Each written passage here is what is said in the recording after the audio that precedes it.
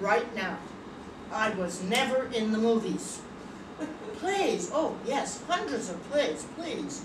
And tons of television and radio too back in the day.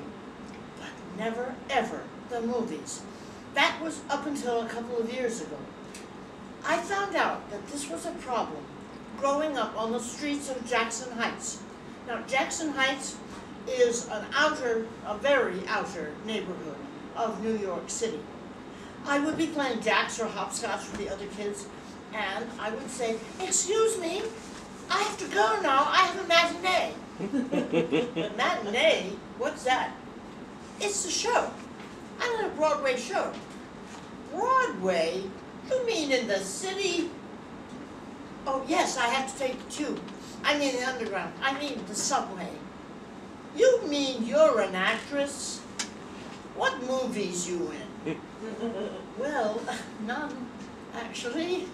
Ah, then you're not really an actress. I saw their point. Broadway is all very well, but movies were the real thing. And I was to have many close calls with being in movies. Oh, perfect example. It's 1960. I'm a newlywed, and we are living and working in Hollywood. I get a call from my agent. Joan, get over to Paramount right away. They want to see you for a part in the new Elvis Presley movie. A real part in a real movie. Oh, well, television was putting the bread on our table, but it was low class compared to the movies. I ran to Paramount and I found the casting director. He looked me up and down. Yeah, you're not bad casting for this part. It's a rich girl who's chasing after Elvis. We're shooting it in Hawaii. Oh, one thing. Just one thing. If you should get the part, and if Mr. Presley should take an interest in you, well, you would be expected to be very nice to Mr. Presley. Know what I mean? I knew what he meant. And I also knew that there must be hundreds and thousands of young women who would be only too happy to kneel before the king. But I wasn't one of them.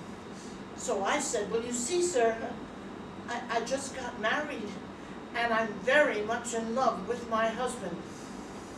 I see. Well, then there's no point in testing you. Opportunity squandered. So, you can imagine how thrilled I was when, 47 years later, my agent calls. Joan, you have a part in a major motion picture, a Disney movie, college road trip. At last. Well, I go on the set my very first day. Oh, I better admit, it was a very small part, so that was my only day. And there on my dressing room door was this sign, Joan Shepard as old lady number 2. Well, I loved it. I took it home and framed it. It just seemed to sum me up. Who I was, where I'd been, where I was going. And, well, where did it all start? It all started on a Broadway trolley in the spring of 1940. I was in... Hello. I had just recently arrived from England to New York City, and I was a student at the Professional Children's School. Now, Professional Children's School, that's not what you think it is. It doesn't teach acting or singing or dancing or anything like that. It's there to provide an education for children who are already doing those things professionally. And my classmates were all either actors or singers or dancers or models. One was an ice skater. I was a lowly musician. My father, Hayden Shepard, was kind of a famous trumpet player. He He was in Paul Whiteman's orchestra, and he had a dream for me. His dream for me was for me to become a concert pianist. Never mind that I had no talent. I was enrolled at BCS in order to have plenty of time for lessons and practicing. One day, one of the many stage mothers came into our classroom and had a word with the teacher. They called me over. Joan, Mrs. Hood wants to take you on an audition. You want to go? Did I want to go? Did I want to get out of that arithmetic test that was coming up? We're on the Broadway trolley. And I say, where are we going? We're going to a theater for an audition. Mrs. Hood was Scottish, so please excuse my attempt at a Scottish accent. They're looking for a very little girl to be in a show with Vivian Leigh. Vivian Leigh? Do you mean Scarlett O'Hara? See what she did. We get off the trolley at 51st Street and go through some glass doors into a big lobby, and a man is standing there. He looks me up and down. Yeah, she's little, all right. And he pushes me through some padded doors into the next room, and there is sitting this very handsome man with big, sad, brown eyes, and all around him in a semicircle is a large group of people. He beckons me over. How do you do? My name is Laurence Olivier, and you are? Joan Shepherd. You're English, aren't you? Yes, sir. And are you an actress? No, sir. Last time I ever said that. He says to the other man, take her inside and show her what she has to do. So the first man takes me into the next room. And I know what it is. It has all these empty chairs. And it's a theater. I know, from all the movies that I've seen. And it has this rich, dark, clammy, mysterious smell. And we go up some steps and we're on the stage, my first time on stage. And there's a street on the stage and a wall. And this man picks me up and plops me on the wall. And he says, you're an extra. You know what that is? You're one of the crowd. You don't talk. Olivier thinks it's realistic to have children in the crowd. Realism. All right, now listen. You come in with this other extra. He must be your father. He brings you in, and he sets you on this wall. And, well, you sit there, and these other guys come in, and they have a big sword fight. You watch them fight. And then the prince comes in. Man lifts you down, and you curtsy to the prince. You know how to curtsy? Of course I can curtsy. I'm English. And I give you my best one, all the way down to the floor. Back we go to Mr. Olivier. She'll do fine. Would $10 a week be all right? $10 a week? I'm 7 years old. It's 1940. It's a fortune. Graciously, I accept my first offer. The man then proceeds to introduce me to the people who are sitting around him in the half circle. It's the cast of Romeo and Juliet. And one by one, he introduces me to each person as if I were grown up, as if I were important. And it went like this. This is Mr. Edmund O'Brien, how'd you do? And Mr. Cornell Wilde, how'd you do? And Dame May Whitty, how'd you do? And Alexander Knox and Jack Miracle, on and on it went. But somebody was missing. Scarlett O'Hara, she wasn't there. Nevertheless, when my mother came to pick me up, I had prepared a poem to announce my good fortune. I'm in a play with Vivian Leigh. It took a few days to discover that it was really pronounced Lee. Who knew? Well, it opened, and it was a disaster. The critics pounded it.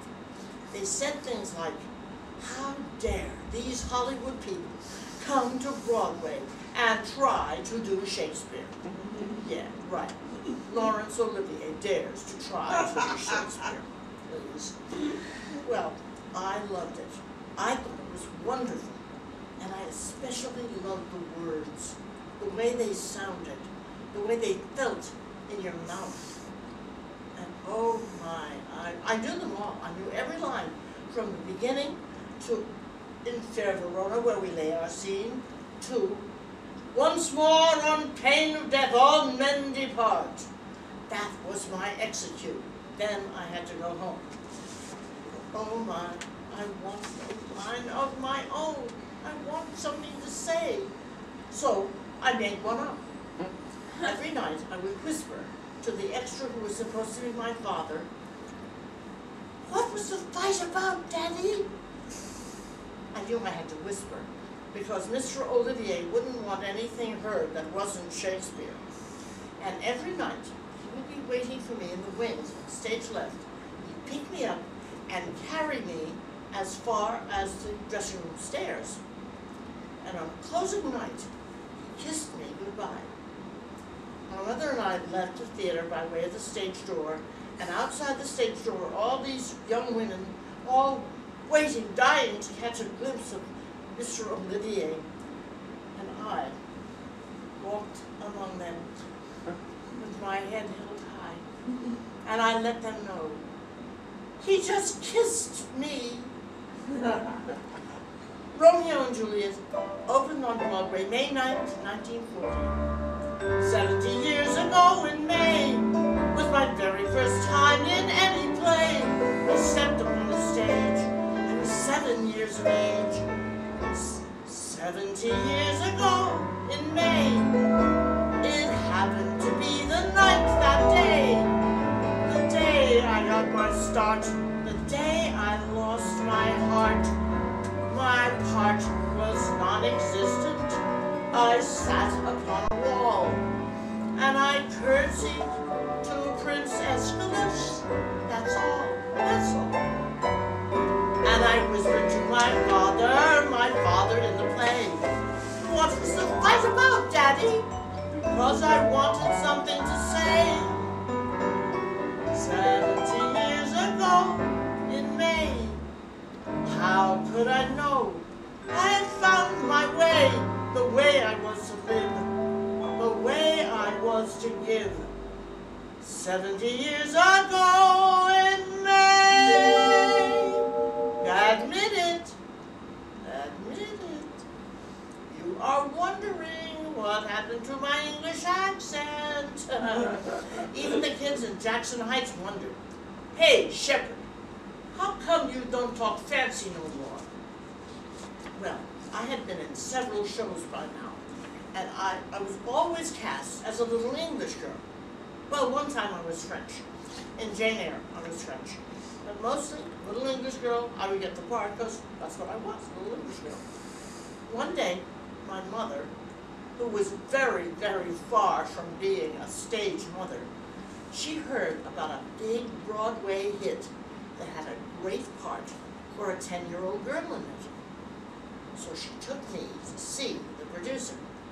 He looked me up and down. Nah. Joyce Van Patten is already playing the part. But wait a minute. We are going to do a national tour.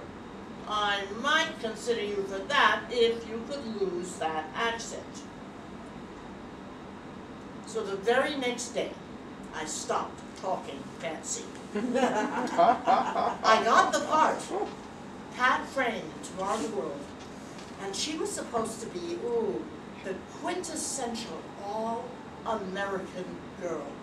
So the publicity people got on my case. Joan. Now remember, you are never to mention that you come from England. You're just Joan from Jackson Heights, get it? And for God's sake, can that lousy accent. Well, I was pretty girl. On stage, I was fine. Never had a problem. Off stage, whenever I got tired or mad, it was back to darkest Kensington. And they had to stop me from saying things like, "These ruddy Americans make me jolly sick and tired." That did not go over too well, especially with the publicity people. However, they got me a spot on a very, very popular, then popular radio show, The Quiz Kids. Just supposed to be one spot. And it was sort of a stunt, you know. Oh, here's this little smart girl, she can answer questions. But I was really good. So they kept me on, and I was on the program for quite a while. But there was a big problem. I could not sustain my American accent at all. Must have been how hard the questions were, you had to concentrate. And so people would call the sponsor, and they would say things like, "That Joan Shepherd isn't a child, she's a midget from Oxford University." I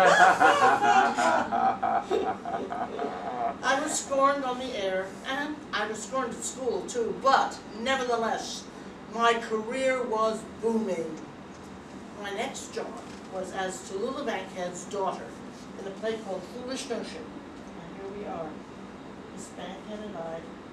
I'm 12 years old in this picture. I adored Miss Bankhead, even after she set me on fire during the Boston trial. What's happened here? Anyway, we had this scene sitting on a sofa. It's this very scene, actually. And one night, I felt this funny tingling in my leg. And I looked down, and there's this little circle of flame right next to Miss Bankhead's cigarette. Well, she saw it at the same time I did, and she started putting it out. "It's all right, Johnny, keep going, keep going." "Oh, it's all right. I'll take care of it, I'll take care of it. Brave girl, brave girl." Our producers, the Theatre Guild, they were so cheap, they didn't even buy me a new dress. They just patched the burned one. I really loved Miss Bankhead. She wasn't like any of the other lady stars I ever worked with. She wanted you to get laughs. She wanted you to get good reviews. When we were in Boston, she said to me, "Did you see them, darling? Did you see those reviews?" "Yes." "Did you like them?" "Oh, yes." "Did you see that one that said, 'Little Miss Shepherd does some scene stealing that his Bankhead wouldn't take from an actress just a few years older'?" You see that one? "Goddamn right I wouldn't."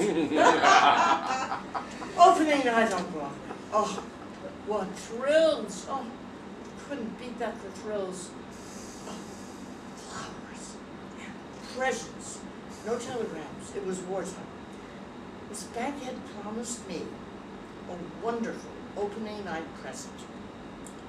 But half hour came, and 15 minutes, and places, and no present. So my mother said, "Oh, Joan, Miss Bankhead has so much on her mind tonight, she probably just forgot." So I gave up.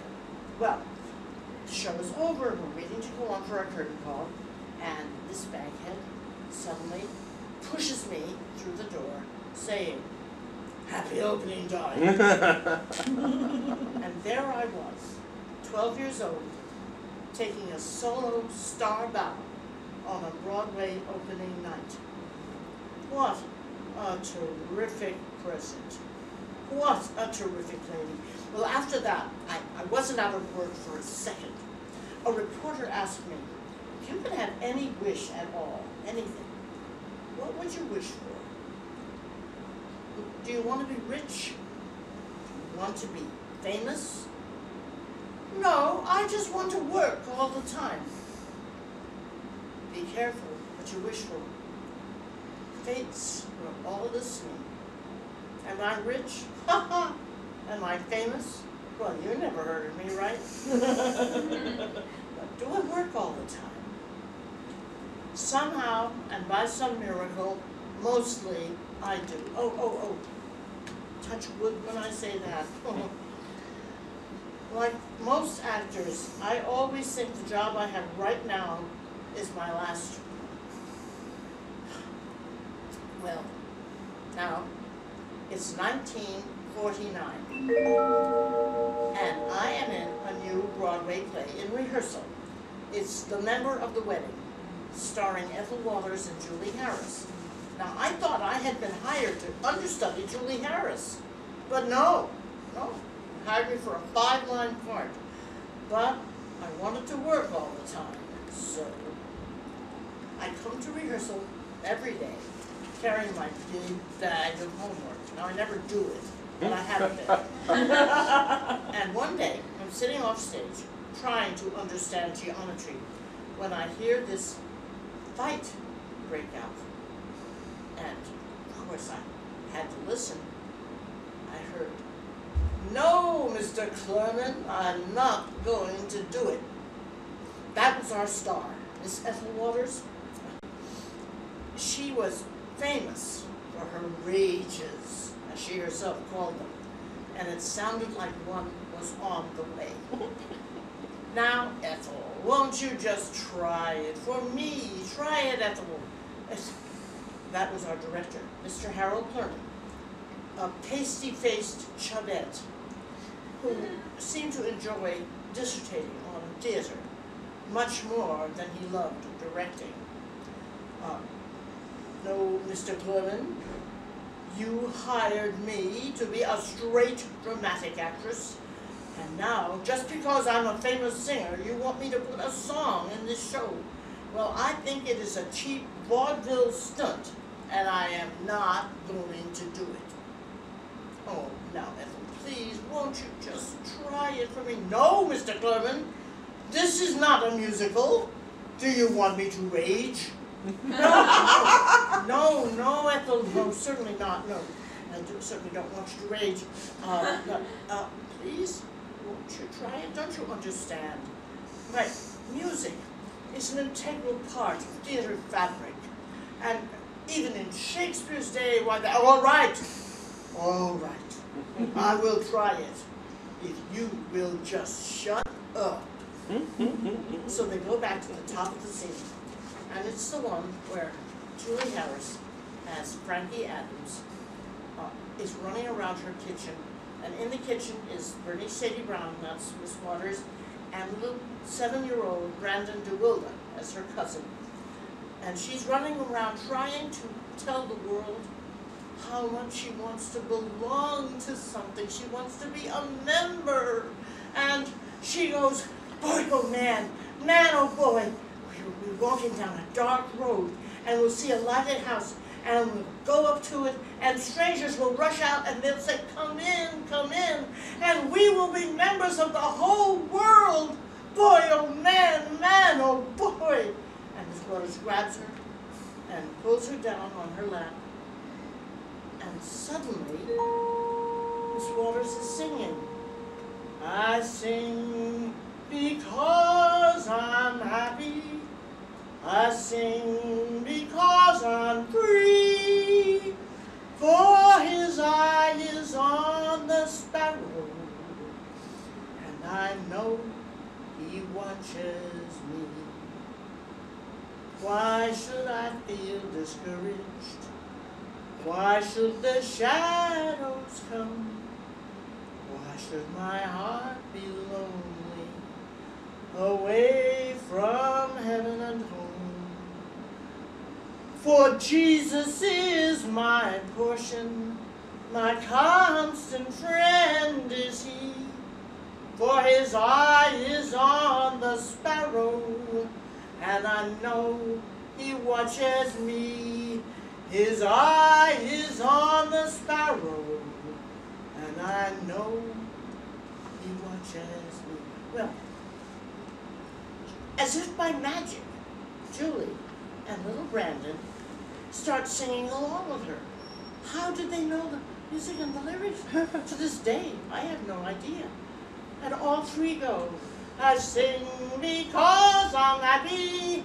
I sing because I'm free.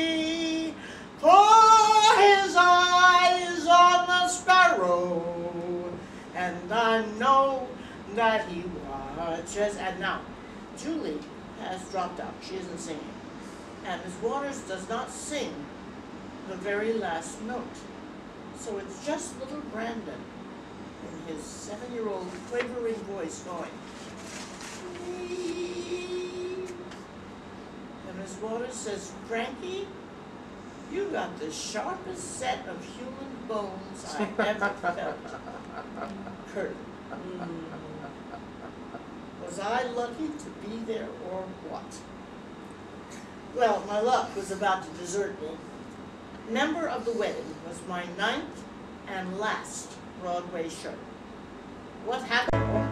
You may well ask. Well, here is exactly what happened. The Theatre Guild and I were well acquainted. With Robert Whitehead I walked hand in hand, and Lawrence Langner my rosy future painted, and with the Schuberts I was in a demand. Contracts and open arms awaited me in everything producers' private den. They blessed me and caressed me and they fated me. On me, you see, I was a wee child actress then.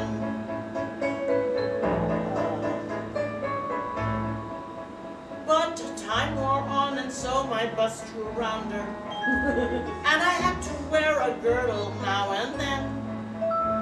Before my eyes my career began to founder. I was 18 and could not pass for 10. My agent had no scripts to show me. My face was one he claimed he didn't ken. And when I wailed, "How well you used to know me," said he, "You see, you were a wee child actress then."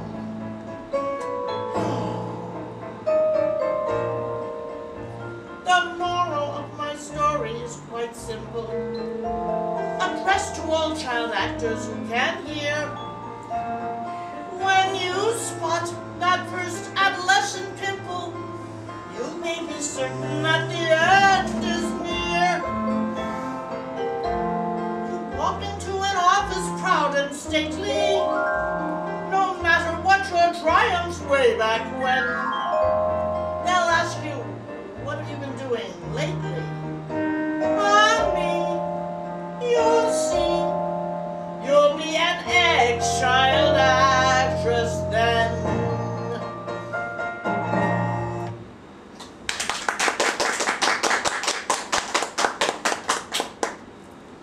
Well, the answer was, of course, Hollywood. But I didn't go there. I was too chicken. Instead, I went to San Francisco with, oh, you won't believe this, with the cockamamie idea that I was going to become a nightclub singer. But somehow I did become a nightclub singer. I joined a nightclub review act called the Harlequintet, and they specialized in avant-garde humor and in closing just about every club they ever played. After I joined, the pattern was this. We do 2 nights in a club, and the 3rd night, go there, and of course that was pay night, and the club would be padlocked. Obviously, I had to get a day job, and I found one in a publicity office. One day, the phone rang. "Hi, this is Lenny Bruce. Can I talk to whoever it is does my ads?" "Oh, you can talk to me." Oh, good. Okay, this is my idea. It's funny.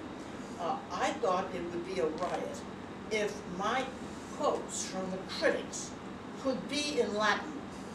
Can anybody there do that? Well, I prided myself on my high school Latin. Yes, I could do that. You could? Who are you? He took me out to dinner, and I invited him to see the Harlequintet, which was just about to close. And he invited me and the girl comic from the show to be in his show. A wonderfully sick evening with Lenny Bruce. Now, he took us to Hollywood to do the show. And and he wanted a number, a musical song from our show to be in his show. So, of course, we let him have it. And the author of this song was now living in Hollywood and trying, unsuccessfully, to find work as an actor. His name was Tom Thompson, who was the author of the song. Seems to me, I better do the song for you. Oh, we called him up and invited him to our wonderfully sick evening. Now, picture me in white tie, top hat, and tails. Ooh, the hat I've got.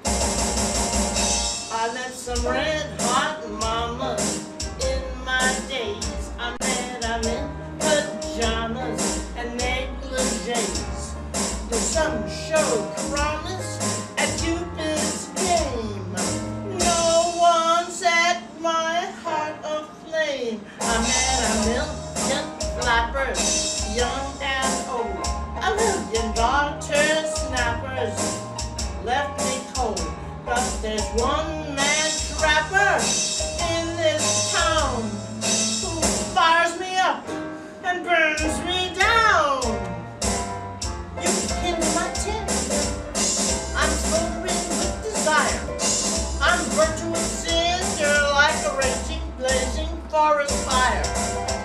You simmer my sinews. I'm steaming in every joint. This fever continues till I get under the boiling point. You relieve my inhibition. You're the key to my ignition. You make me a flash inferno blazing like a can of sterno. Whenever I touch you, I need an asbestos glove. That's merely how much you cheer me up, burn me up with love. With love. Did you get a load of those lyrics? Those lyrics were really sexy, especially in 1958. They were downright racy. Like, you're the key to my ignition, and I'm steaming in every joint. Ooh!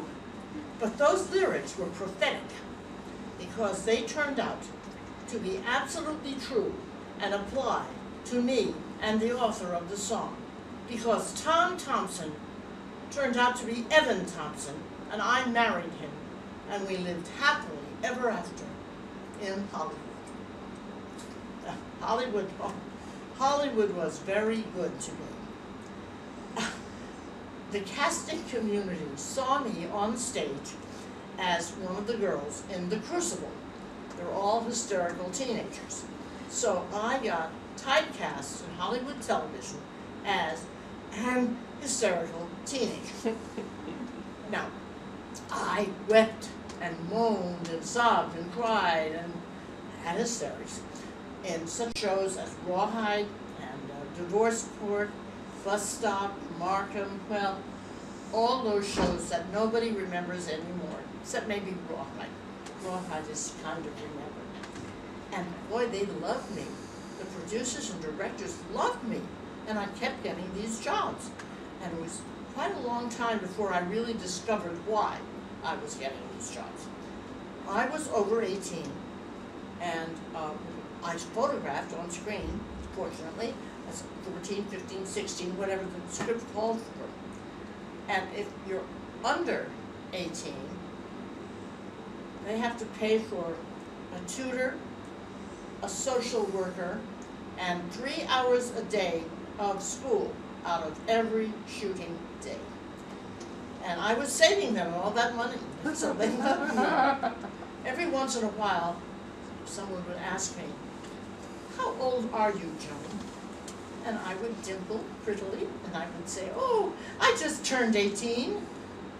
I wasn't lying. I just turned 18 10 years ago. Oh, I was on stage now in another hysterical teenager role in Hollywood. I was playing Ophelia in Hamlet. And my husband was in the show too. First time we were ever in the show together. And one night we were waiting to go to the theater, phone rang.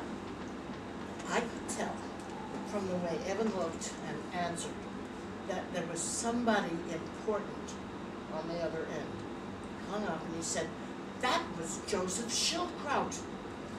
He's coming to the show tonight and he is going to take us out afterwards."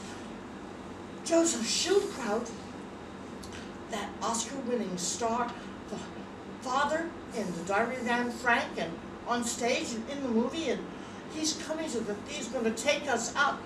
Oh, well, I could hardly wait to get to the theater and tell Nelson Welsh, he was our dear old character man, who was playing Polonius, my father, and I knew that he had known Joseph Schildkraut back in the old Broadway days, and they knew each other well. And I said, Nelson, guess what? Joseph Schildkraut is coming to the show tonight, and he's going to take you out afterwards. How did you know that? Because he always says that, and he never does it. He will promise to take you out, and he'll come, and his wife, oh, that's it, his wife, Marie, she will be sick or something. Won't take you out. Don't get your hopes up. But my hopes were up. So, we did the show, and Mr. Schildkraut knocks, and he bursts into the dressing room. Didn't even wait to let in. He comes right in with his Vinnie's charm at full throttle. And oh, this next part, I need a volunteer from the audience. It has to be female. Anybody? Oh, please, would you come up? Oh, wait a minute, wait, I have to say something. I get kind of personal in this. Is that okay? Sure. Oh, good. Thank you, you don't mind. Thank you so much. Right here. Okay. You'll be here and I will be here. Okay. Let me see. Let's do this just right. Oh, yes, you're very pretty. Yeah, I was pretty dishy myself back then. I bet. Part of the story. Anyway, there we are. You're me, right? You're me, and I am Mr. Joseph Schildkraut. Sweetheart, a wonderful performance you put on there as Ophelia. I really loved your performance. You were so sweet up there. I thought you were wonderful. Yes, you were very cute, you know. Oh, you had me crying out there when you went crazy, you know. That was wonderful. Oh, really? That's very interesting. Oh, where did you get these wonderful costumes? I love to see this good costuming on stage, you know, that's very good to see. Oh, excuse me. I must tell you, I was going to take you out, but you see, Marie has shingles. Thank you so much. We had another adventure thanks to Evan's parents. Oh, I forgot to tell you that the reason that Joseph Schildkraut came to see us was because he was an old friend of my husband's parents. And so this other friend of theirs, Anne Chapin, had, well, she lived in the Chateau Marmont on Sunset Boulevard. And every single day, she gave a cocktail party that started at 3 in the afternoon for all the celebrities who came to stay at the Chateau Marmont. And one day, we happened to be there, and she invited us to stay for a drink. And there, on her sofa, was a personage. Oh, Anne was very gracious. Dame Judith, may I present Evan and Joan Thompson? Evan and Joan, may I present Dame Judith Anderson? Dame Judith Anderson? Medea herself? Mrs. Danvers and Rebecca with that big wart was real. Dame Judith favored us with an imperious nod. Dame Judith is out here filming Cinderella with Jerry Lewis. Aren't you, Dame Judith? Dame Judith gave us another imperious nod. She came here straight from the studio, didn't you, Dame Judith? And the third imperious nod. Well, I sat down next to her on the sofa, and suddenly got this terrible pain in my eye. I was wearing hard contact lenses, and if you remember, if you were wearing hard contacts and you got something in your eye, you had to take it out right away because it hurt so much. So trying to be discreet, I turned away from her and I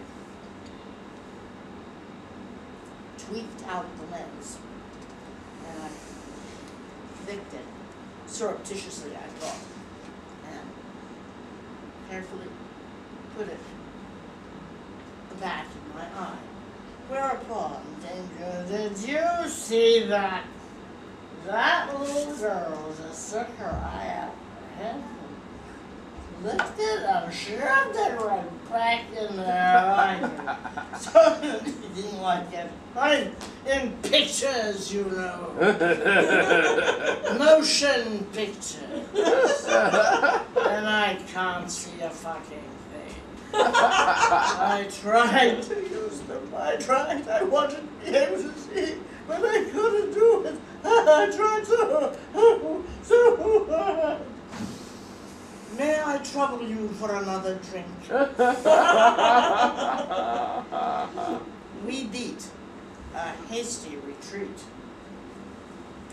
It was time for us to beat a retreat out of Hollywood before the casting people found out that this hysterical teenager was pushing 30. By now, we had our wonderful son, Owen. New York. New York, it was the promised land. We found an apartment.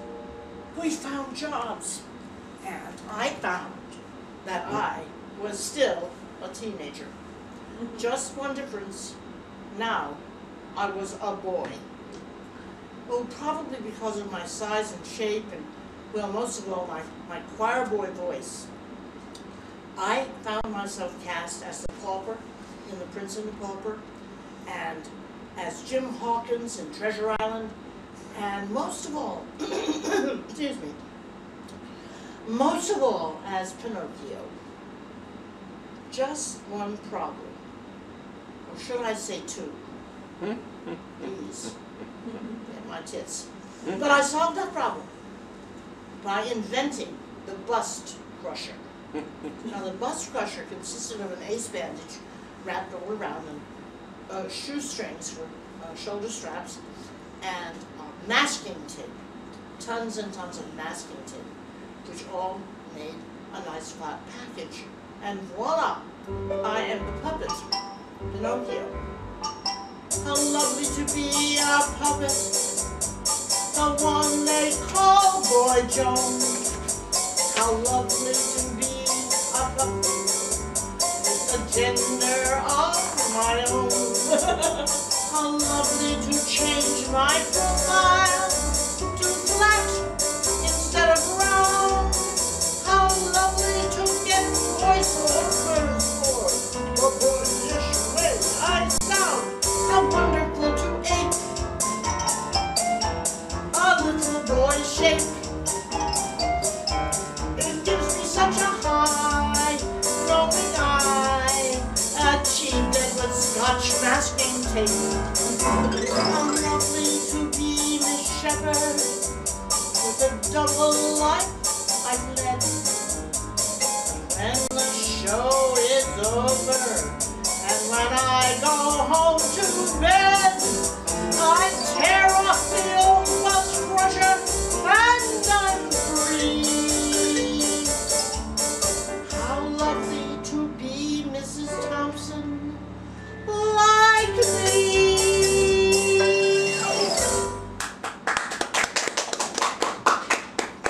I wore the old bus crusher also as Jim Hawkins. Oh, I love playing Jim Hawkins. I got to climb the rigging.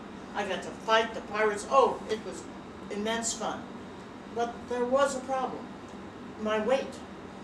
Now, I couldn't weigh any more than 112 pounds, that's 8 stone, or else I would sag the rigging. And I would disappoint all my fans in the audience who didn't know I was a 40-year-old woman. So I went on a permanent diet. Oh, I am on a diet because I must be slim. And the reason for this diet's name is Jim. Now, Jim is not my boyfriend, and Jim is not my mate. But still, we have this most important date. Oh, the Hispaniola is a very fine ship, and may she always be. But if I weigh more than the anchor does, we'll sink to the bottom of the sea. Now the captain, the squire, and the doctor too are searching for the treasure with glee. When they talk about the 700,000 pounds, they shouldn't be referring to me. Yo! Ho! Heave Joan Ho! Oh, when she's on the rigging, then look out below. I played this part for a very long time, and you may ask me why. Though it's been a joy to be a cabin boy, I look like at the waters in Cabin in the Sky. Oi, oi, Joan, ahoy! Is it a woman or a lumpy boy? I climb in the barrel in my tight apparel, and I do it cautiously, 'cause I know we're in trouble when they're seeing double, and they can't tell the barrel from me.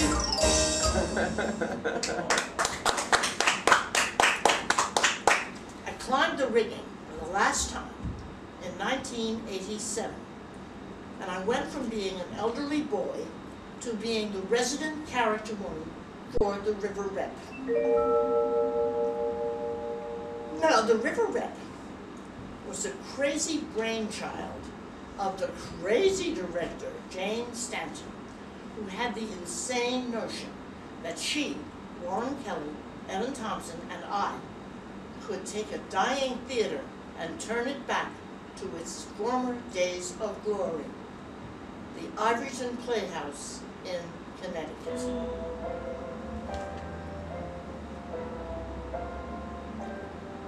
I sing about a playhouse, a sad, deserted spot.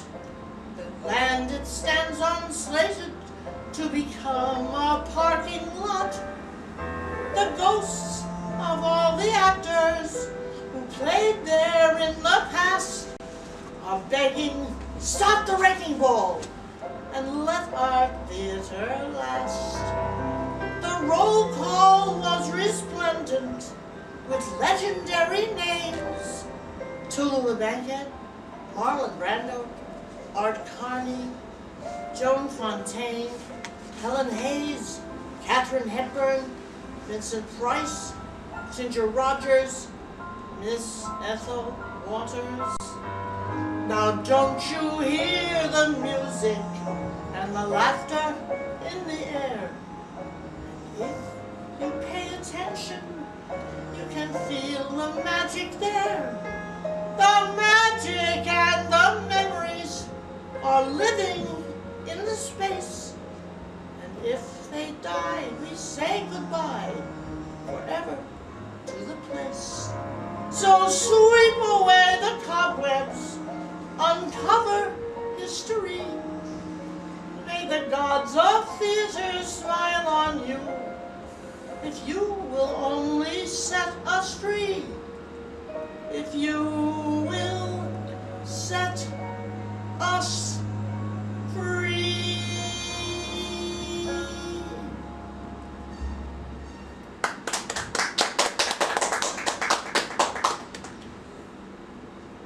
The ghosts, that was crazy.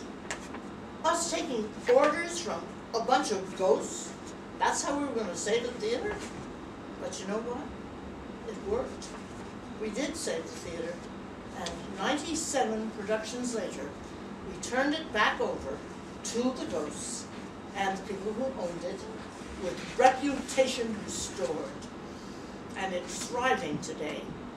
I guess it wasn't such a crazy idea after all. But then Evan and I have always been nuts. Well, you take the summer that we spent playing in Snow White and the Seven Dwarfs in the daytime, and then driving back to, that was on summer stock theaters in New England, and then we drive back to New York at night and be in Hedda Gabler. Yeah, I told you it was crazy. We got into a lot of trouble in Rhode Island. Some mothers said that we were perverts. Evan and Joan Thompson, perverts? The most wholesome couple in show business, perverts? However, I was playing one of the dwarfs, and Evan was playing the Wicked Queen. Both of us were in drag. And some mothers said we were poor role models. Poor role models? Listen, fairy tales are full of poor role models. Well, you take Rumpelstiltskin, for instance. He has humongous temper tantrums, and he is trying to steal a baby. Pretty bad, huh? Well, I guess you could tell by now that I am in love with children's theater. Well, I'm also in love with playing the nurse in Romeo and Juliet, and that's not exactly children's theater, and I'm in love with that too. So you'd have to say that it's a lifetime love affair, me and theater. And sometimes I get to have the last laugh. Liza Minnelli and I were each starring at the Westchester Premier Theater, and she at night, of course, and I in the daytime, children's show. And one day we ran into each other in the hall, and she said, Joan, how come you can sell this place out and I can't? Because I'm Pinocchio and you're not. Liza laughed so hard she slid down the wall. Oh, another terrific star lady. Not so terrific was the time I spent in the National Company of Marat Sade. Oh, let's see if I can do it. Let's see if I can say the real title. The persecution and assassination of Jean-Paul Marat as depicted by the inmates of the asylum at Charenton under the direction of the Marquis de Sade. Yuck! I hated it. I hated being in that show. I hated it so much that I got pregnant to get out of my content. That's right, the old act of God did.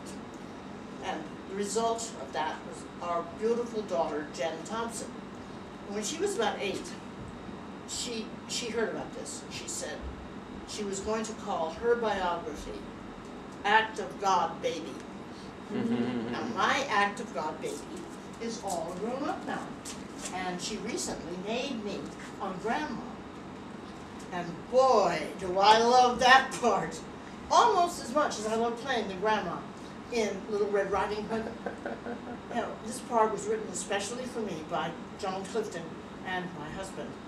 And, well, this grandma is quite a lot like me. She is an ex-child star, and they're forcing her to retire, which they don't need. All my life, I earned my pay, playing the lead in a children's play. And every day was a holiday in the heavenly land of hopes. But then I quit, cheering throng, and finally finished my final song. Now every day is a century long in the miserable land of mopes. I want to go back to the smell of greasepaint, back to a starving part. I played the palace of royal command, and I wowed as Alice in Wonderland. I the sound of laughter forever after it'll warm my heart. Back to the smell of greeting, yeah. Back to my life in art. Back to the thrill of stardom. Back to my name in lights. In 77, I stopped the show. Pinocchio. Back to the paint and powder. The maps are louder if you put your time. Back to the smell of grease paint. Those dazzling days and nights. Back to the smell of grease paint. Far from the land of love. And I noticed as all were beauties. They said I was perfect and puts in boots. Oh, I have to tell you something. One time, I was playing the show and singing this song, and I came to the part where I enumerate the parts I played. Alice in Wonderland, and Pinocchio, and Puss in Boots, and a little boy piped up from the first row, "You forgot Rumpelstiltskin." My heart turned over. I felt so understood. Why did I ever come here? Folks have done here, there are a lot of dope. Back to the smell of grease paint, yeah. Back to the land where the heavenly land there. Back to the land of hope. I want to go back.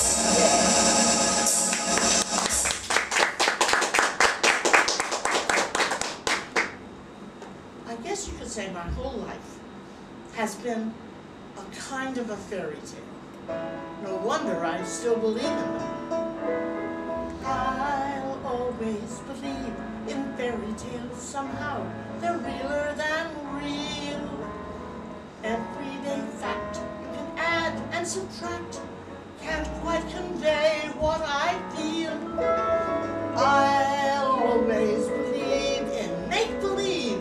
I don't care what people say. If you believe, you will surely receive hope for a happier day. There must be miracles under the sun, even though people deny it. I don't know, you don't know what can be done.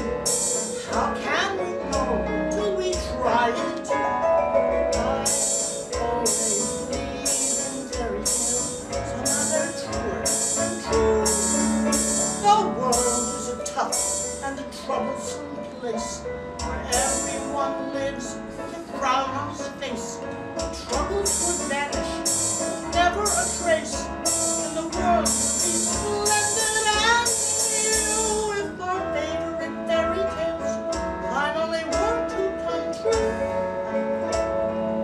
Yes, the world would be splendid and new if they were to come true. Hey, at Christmas, I am going out on tour with Little Red Riding Hood. Try and stop me.